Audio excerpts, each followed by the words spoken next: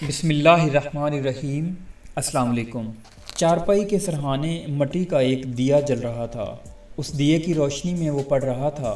رات نصف کے قریب گزر چکی تھی۔ وہ ہر روز رات کے 2-3 بجے تک پڑھتا تھا۔ یہ روز اس کا معمول تھا۔ فاراب ترکمانستان کا ایک شہر ہے۔ اس شہر کے ایک محلے میں یہ غریب لڑکا رہتا تھا۔ علم حاصل کرنے کا بے حد شوقین تھا۔ دن کے وقت استاد سے جو کچھ پڑھتا رات کو اسے یاد کرتا۔ جب تک سبق پورا یاد نہ ہو جاتا وہ سوتا نہیں تھا۔ بعض اوقات تو تمام رات ہی پڑھنے میں گزار دیتا۔ لیکن اس رات کیا ہوا؟ دیے کی لو اچانک کم ہونے لگی۔ اس نے بتی کو اونچا کیا۔ پل بھر کے لیے روشنی تیز ہو گئی، پھر دیا بجھ گیا۔ وہ جلتا بھی کیسے؟ اس کا تیل ختم ہو گیا تھا۔ اب تو وہ بہت پریشان ہوا۔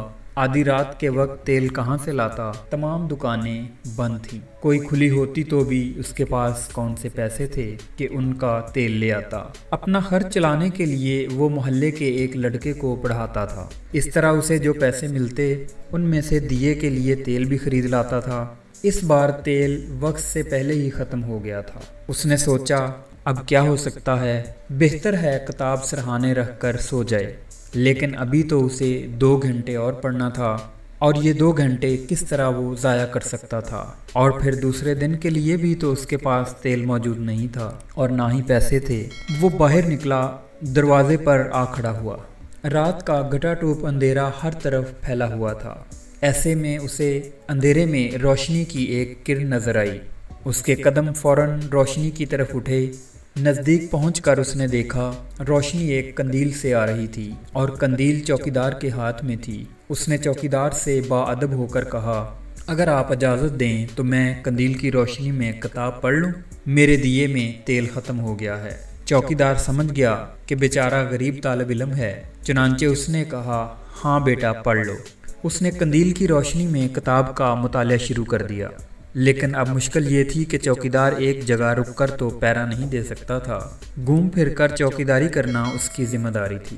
اس نے کہا، بیٹا اب تم گھر جا کر سو جاؤ، میں پوری رات ایک جگہ نہیں رک سکتا۔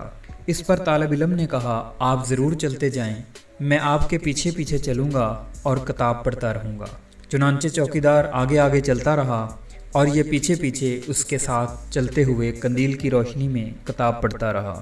اس طرح مطالعہ کرنے میں اگرچہ بہت دقت پیش آ رہی تھی، لیکن اس نے ہمت نہ ہاری۔ 4 بجے تک پڑھتا رہا، پھر چوکیدار کا شکریہ ادا کر کے گھر چلا گیا۔ دوسری رات بھی یہی ہوا۔ تیسری رات لڑکا آیا تو چوکیدار نے کہا، بیٹا یہ قندیل تم لے لو، میں اپنے لیے اور قندیل لے آیا ہوں۔